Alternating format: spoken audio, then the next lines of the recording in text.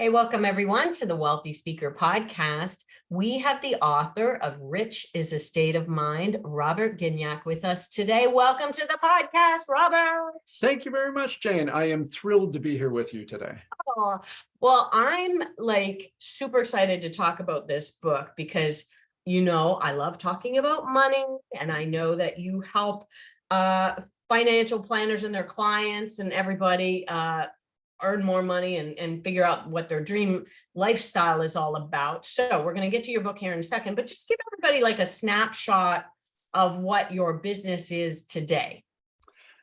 My business today really has two components. I talk to financial services companies and their professionals and advisors and teams about what it is like to be a client of their industry.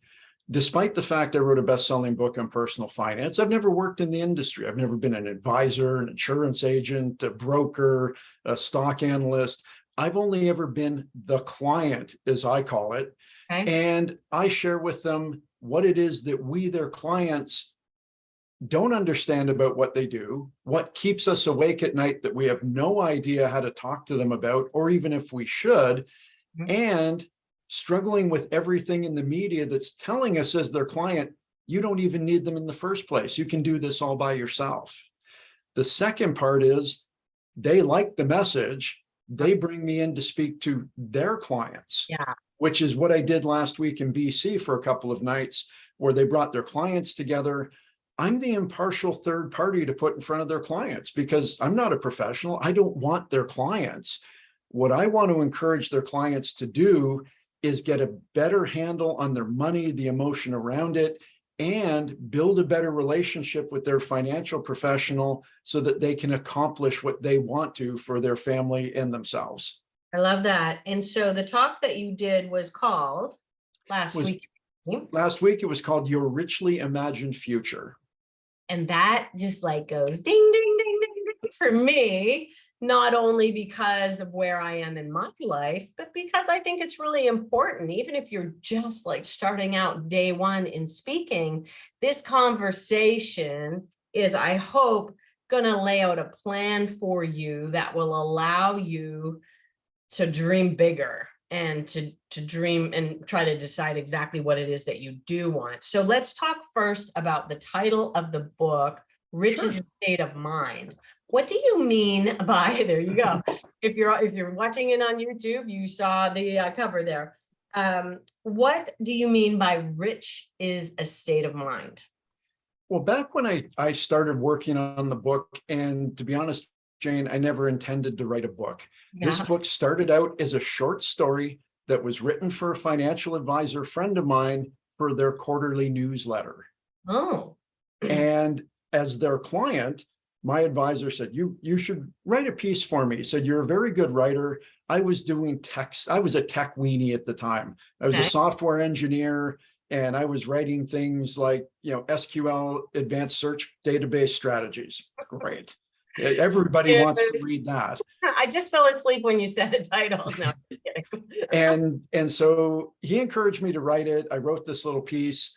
And then within about a week, I started getting emails from people I'd never met going, when is the book going to be ready? Oh. And I sent them back emails. I said, I have two questions for you. A, who are you? And B, what book? And they responded saying, Mike sent me the synopsis of your book. I'm like, no, there's no book. That was a finished, complete thought. There's no more. There is no more. Well, about 18 months later, the first edition of the book came out, and I came up with the title because when I was doing my research, I sent out a note to about 300 people, and I said, please answer this question for me. What is rich? Oh, what is rich? And so what were some of the things that you got back? So of the responses I got, and I probably got back 100 or so, which is a pretty great response rate. Everybody told me what their life would look like, who they'd be spending their time with, what they'd be doing, how they would feel if they ever answered that question, yes. There were only two responses who said, rich is 1,792, something. And so based upon the data I had and my own thoughts on it, And the character's conversation in the book, because it is a novel, I came up with the concept of rich is a state of mind, because it's really not about the money. It's about everything else. Okay. And you know, it's funny because in the beginning of The Wealthy Speaker, and I'm working on 3.0 right now, which will be out before the end of the year, I hope, fingers crossed. We open just with an exercise called The Perfect Day in Your Life 5 years from now. And it's all about, who are you spending your time with? How much money are you making? You know, what are you doing with it? Do you have a home here and a home here? Like what are all the fun things that you would like to dream about having in your life 5 years from now? So I know we're going to dig into that a little bit more, but let's walk through the 4 steps that you shared out in BC this week. Sure. With the financial planners, clients. Talk about what you think is step number 1 if you really want to map this out for yourself. So step number 1 is becoming comfortable with what I call the current reality. And it's where you are as an individual. It's where all of we are collectively right now. Take a look at what's going on around us. The stock markets are in disarray on a global level. We've got inflation approaching double digits. We've got wars in various parts of the world. There's a lot of stuff going on.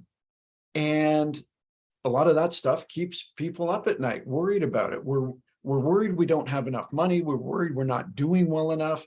And then every once in a while, we're worried that we're doing too well. And what happens if our friends start thinking, well, I guess we don't need to hang out with them anymore. And that's where money becomes an emotional thing for people. Afraid we don't have enough. If we have too much, we're afraid, well, how did I get to be this successful? And will it change other people's opinions of me if that is the case? Because they're wondering, wow, I wonder what they did to get that money. Was it illegal, immoral, or fattening in order to accomplish that? They're definitely suspicious sometimes. I would say that is interesting. And sometimes people think, you know, oh, rich people, you know, they have a feeling about wealthy people. Exactly. And comes from their own issues, by the way. So please don't let that stop you. And the reality is, in today's day and age, it's easy to build a lifestyle that looks amazing to other people. You know, you've got the leased BMWs in the driveway, you've got the nice cars, you've got the 5-bedroom house and big screen TVs all over the place, and gym memberships and golf memberships, and you're going on vacation. But those people are awake at 4 o'clock in the morning, hiding under the duvet because their Visa bill due on Friday and they're $7,000 short. It might be like a house of cards, and you don't know what that is. So I like to talk a lot. Okay, so let's stay on point here. The current reality is taking an assessment of everything that you have going on. What do you owe? What do you own? What do you have invested? All of that, just kind of taking stock, right? And where you're at from an emotional level. Are you feeling okay about things? Because things can be in disarray and we feel okay, or things can be going great and we feel horrible about it. It's understanding where we are at that given point. And once we come to grips with current reality, the data, the numbers, then you just have to kind of take a deep breath, let it go, and move on to the next step. You know, when I was in my early 20s, actually, I must have been a little bit older, I went to this seminar called Back to Black. And it was all about getting the red ink off of your spreadsheet and paying down your highest interest rate credit cards first. And all of that information really stuck with me my entire life. And so that's awesome. Mapping things out, I do it on my iPad quite a bit. You know, here's what we owe and here's what we own and blah, blah, blah. And also I like that you're adding in that emotional factor. We have an exercise in the new book, which isn't in any other version of it, called What's Your Money Story? Well, how did you grow up, Robert? I grew up with money doesn't grow on trees. as the phrase. And what I think my brain made that to mean was you have to work really, really, really hard to make a lot of money.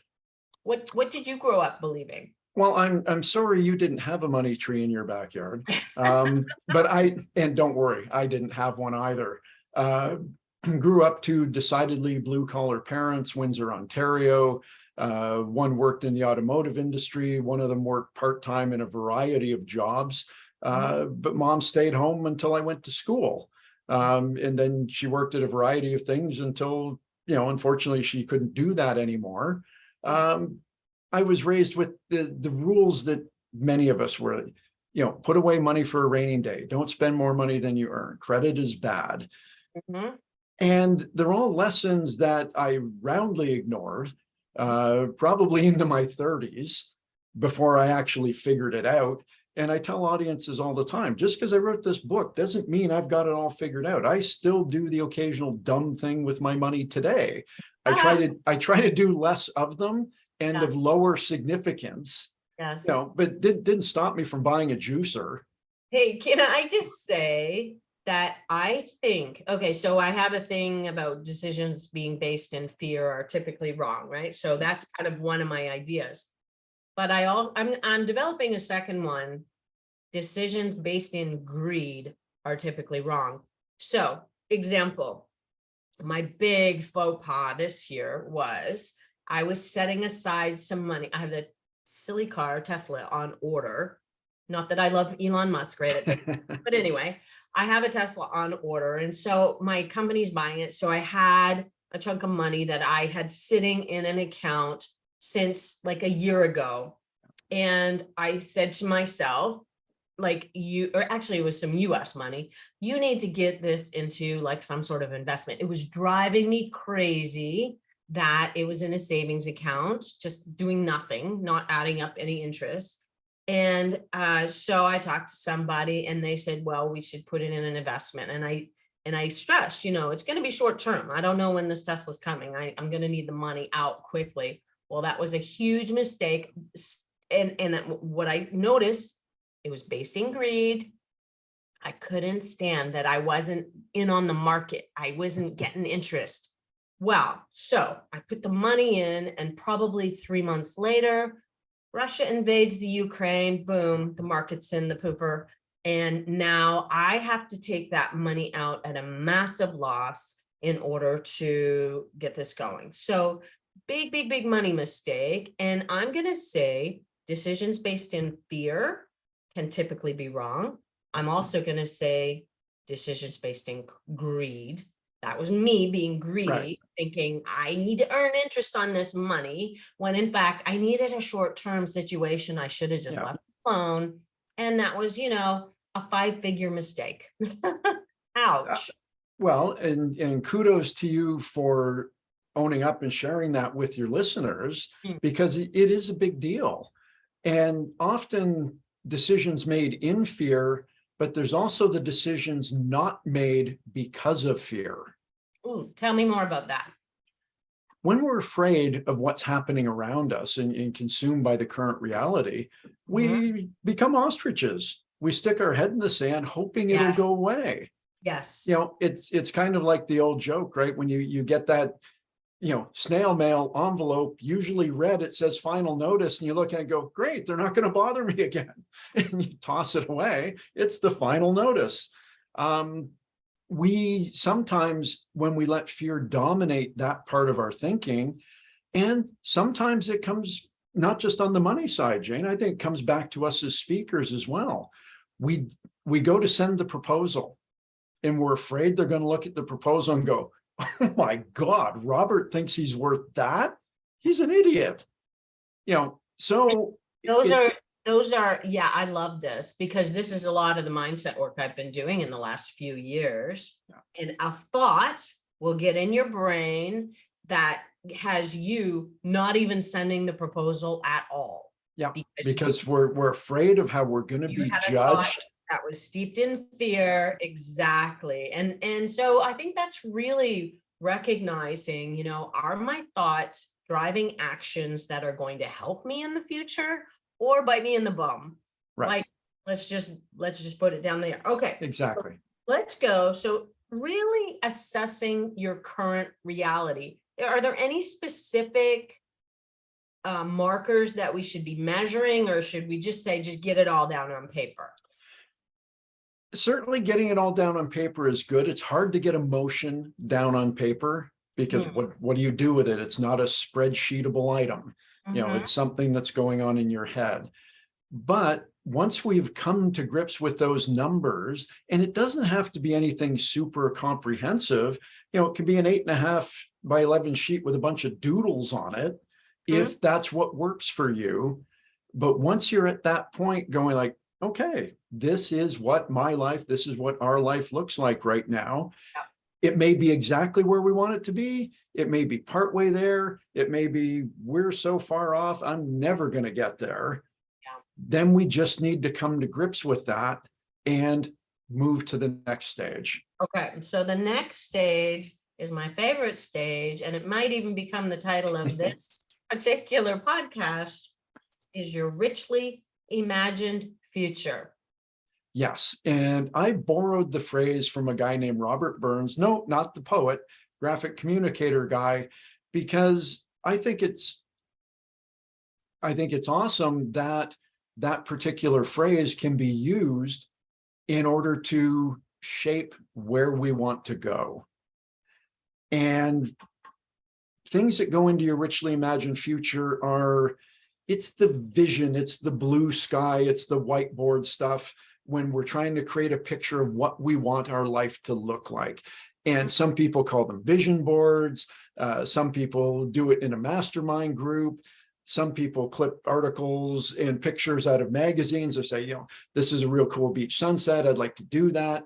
Sometimes it's a picture we've taken ourselves that we go, I would like to go back here. Yeah, I have a picture up on my bulletin board, looking out at palm trees, and there's a pool or water below, and the feet up on the desk, and there's a laptop right there. So basically, nice. I'm working in a warm southern climate. I come back to that, and I will live that this winter and every winter here forward. Nice. I love having a vision about what's possible. And let me just say, do not discount your ideas, because you never know. Could I have imagined this exact life for myself today, say back when I was 20 or even 30 years old? No, my goals were much, much smaller, guaranteed. Yeah.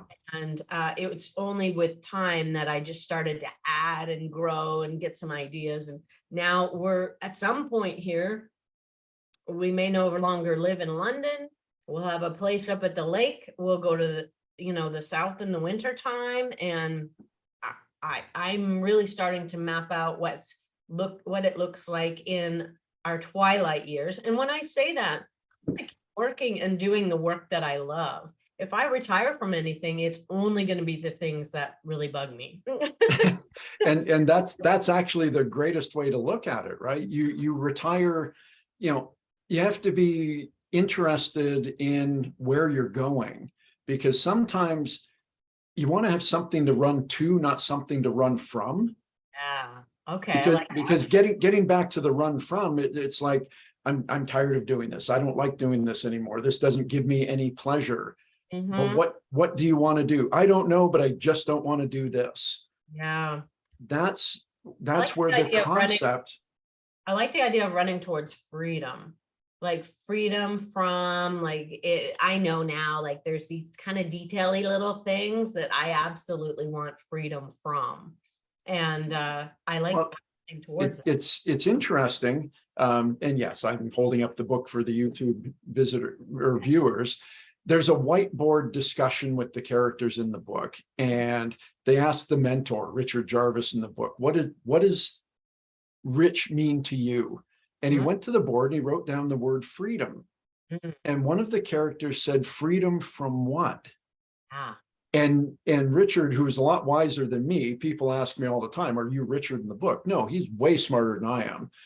Said to the other characters, not freedom from, freedom to.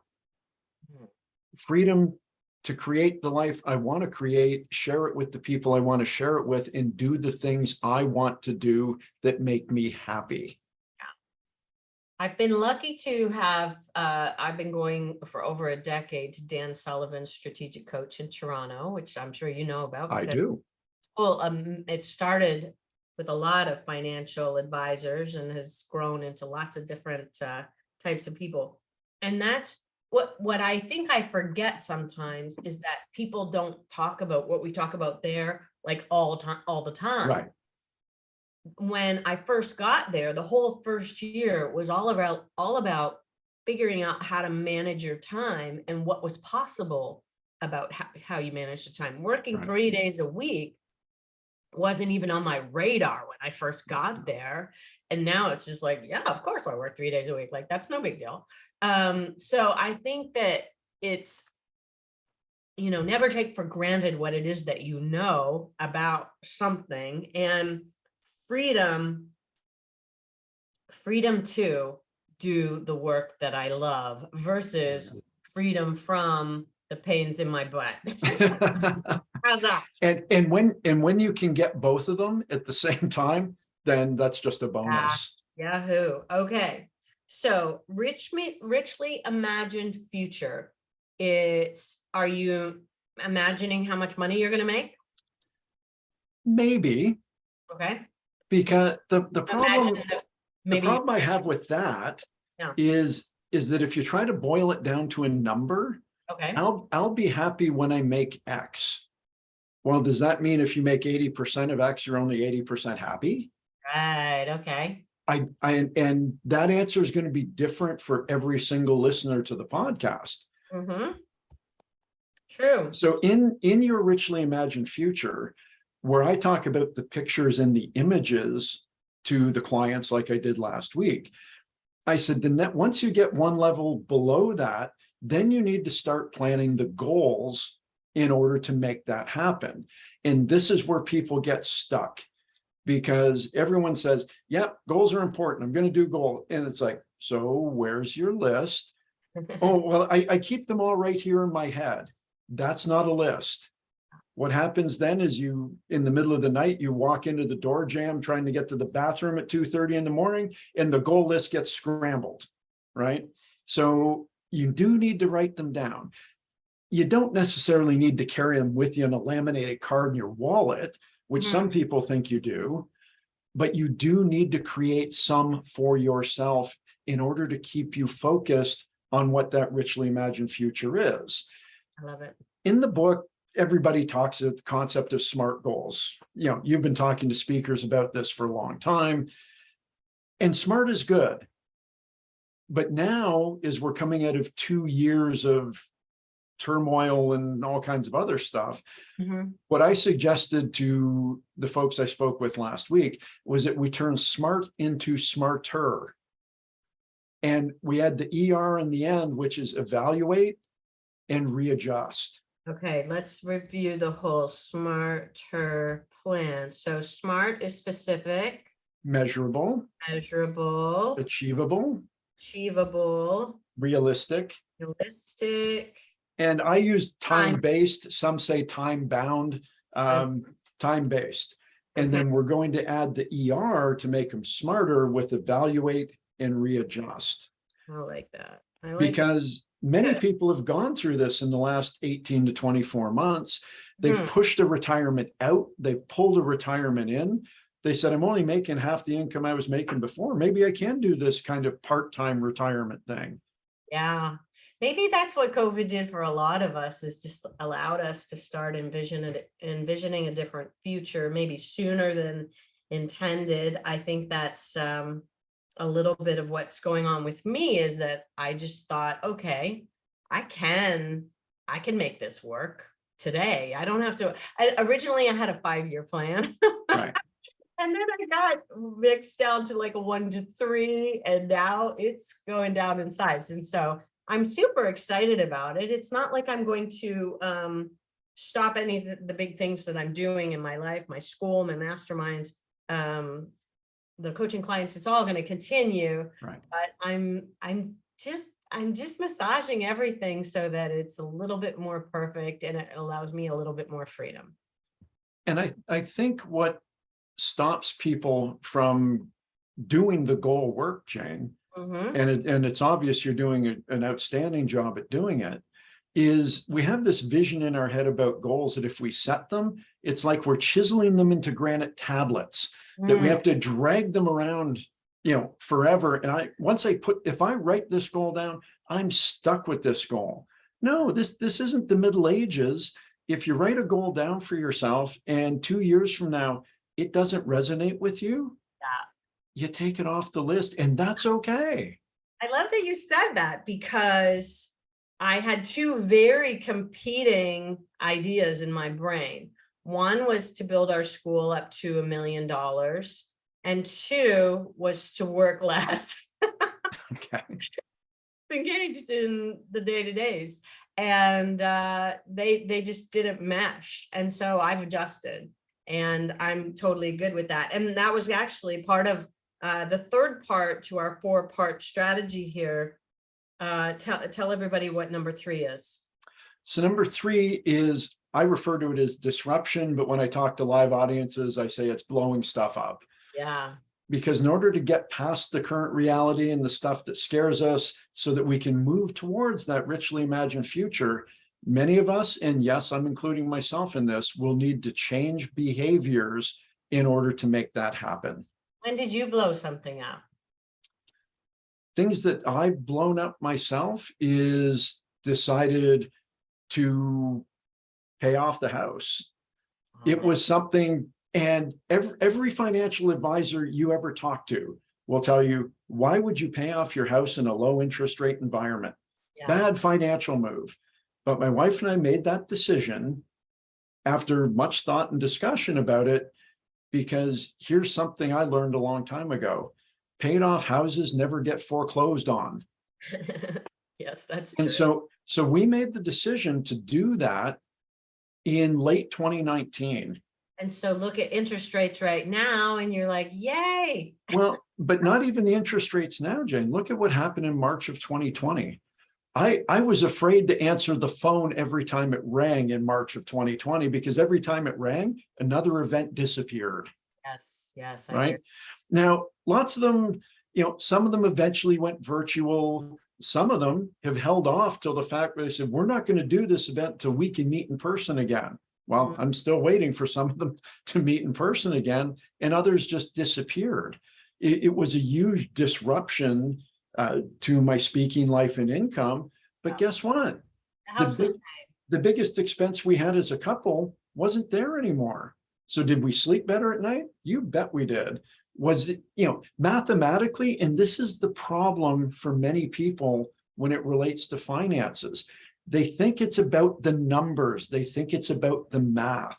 It's not. It's about your emotion, about how you feel about the decisions that you're making. Yeah. I've had people tell me, I'm not smart enough to deal with money. I've only got a grade 5 education. That's awesome, because you learned everything by grade 5 that you need to know about money. You know how to add, you know how to subtract, you know how to multiply, and you know how to divide. That's it, because it just comes down to adding, subtracting, and looking at numbers. It's not about calculus and limits and all of, geometry, all those other math things that scare people. Understand the basics, become comfortable with it, and then move forward. And if you want the deep dive, we have a podcast with an economic futurist, Andrew Bush. Go take a look at that. If you're really interested in the details, we're going to keep it pretty basic here. And I like that, that anybody who feels like, oh, I'm just not really very good in this. Yeah. I like that you just said you have everything that you need. Okay, disrupt, blow stuff up. Definitely a mode that I have been in lately. Let's talk about number 4. So number 4 is called choices. Okay. And there's a line I use whenever I bring up that slide as part of the presentation. And it's the choices you make determine the life you lead. And I let it sit with the audience for a bit. And I said, some of you aren't really sure what I said, or if you heard it properly, so I'll repeat it. The Mhm. choices you make determine the life you lead. Yeah. And every day we make choices. Mhm. We make choices at a personal level. Should I have the second coffee this morning, or the third, or the fourth? The answer from most of that is yes, to stay well caffeinated. But we make choices at a business level. We make choices at a relationship level. We make choices as a consumer. Should I buy the new doodad I saw on Amazon.ca? Probably not. And that's okay. But the hard part about choices is we're not sure if we should make the choice. We're not sure if we shouldn't make the choice. What if we make the choice and other people in my life don't like the choice I made? Will I have to justify it to people? Yeah. But it's those choices that we make on a daily basis. And people ask me all the time, Jim, what's the one big thing I can do? There's no big thing. I can tell you about 75 little things that each one, when they layer and add up together, create a big thing. But if you're looking for the big thing, you're looking for the silver bullet or the magic jelly bean, and there isn't one. So start small and start making better decisions across the board. And you'll find that as they compound and build up, you end up where you want to go. But it's the kind of thing you can't do it all at once. I'm going to put up a postcard here if you're watching on YouTube. You cannot play small in your decision making while expecting to play big in your income. Let me give you an example that I shared in the book. I had someone who'd kind of been circling me for years, wanted to work with me, wanted to earn higher fees, but wouldn't spend the money. And they told me during, a 15-minute intro call one time that they wanted to charge $10,000 here in Canada. That's a pretty big deal. So they were a Canadian client. And they were going to do this new website. Oh, great. Who did you hire to do your website? Oh, I'm going to do it myself. Okay, well, that tells me all I need to know, because you're making your decisions from a $3,000 speaker place versus a $10,000 speaker Right. place. That really tells me where your mindset is at. And so I know it's not necessarily something that you're going to do every single day, but every once in a while, I want you to remember this. You cannot play small in your decision making while expecting to play big in your income. The people who I see out in the speaking field who are earning the highest amounts at, obviously they have the talent there as well to back it up. They're earning $30,000, $35,000 per speech. Those are people who have invested heavily into their business, and everything has kind of come along. And I just think that that's worth noting. No, it's an outstanding quote. And I know when I saw you hold it up here in the YouTube version of the podcast, I think it is great and a reminder for all of us as we're thinking about how do we plan for what we hope is our successful future, which comes in two parts, personal and financial. And you have to balance both of them, because if you're only successful in one and not the other, then the question is that considered truly successful? I know a lot of people who've chased money to the detriment of their personal relationships. They became successful, but not worth it. And yet at the same time, you do need an income. You do need to create some sort of balance in your life. One of the choices I shared with the audience in BC, which did get a fair amount of laughter from the audience, which I enjoy, is the decision to stop watching financial fantasy television.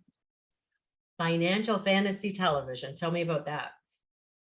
It's HGTV. Oh. It's the W Network. It's the Reno Addict, Property Brothers, Monster Garage, Pool Kings.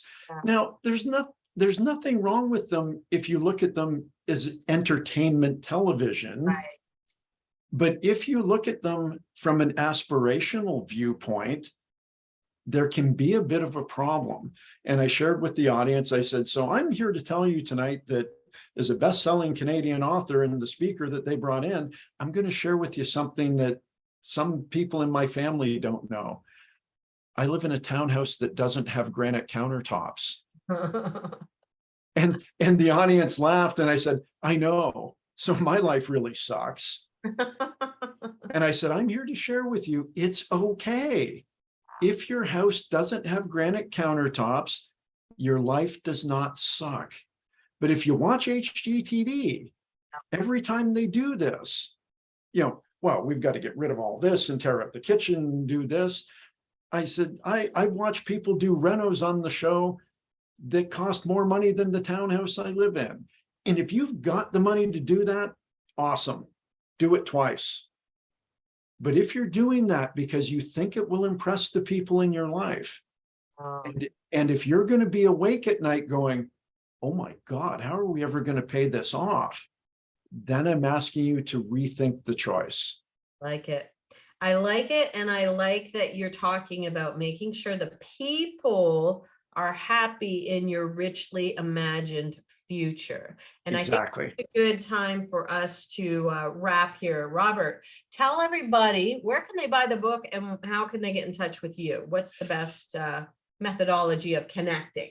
They can get in touch with me at 2 locations. If they're interested in checking out the book, reviews, video clips and stuff, they can go to www.richIsAstateofmind.com. Okay.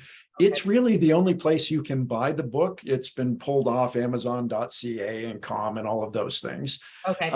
Or if they're interested in seeing what I do as a speaker and podcast host and my little TV show, they can go to www.robertgignac.com. And I know you'll put that up in the show notes. Absolutely, we will. And I apologize because I think I may have mispronounced your name. Gignac is how you said it. I said Gignac, and that's incorrect, correct? I answered to Gignac, hey you. I answer to just about anything, Jane. So that is a perfect pronunciation. Let's spell it Gignac. NAC.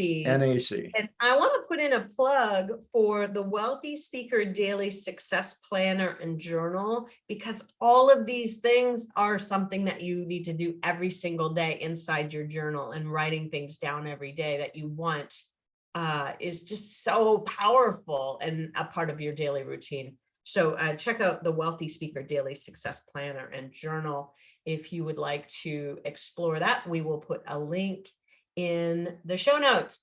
Robert, thank you so much for being here with us today. Jane, I'm a regular listener to the podcast. It has been an honor to share some time with you today. Thank you for having me. And for those of you listening in, we will see you soon, Wealthy Speakers. Bye for now.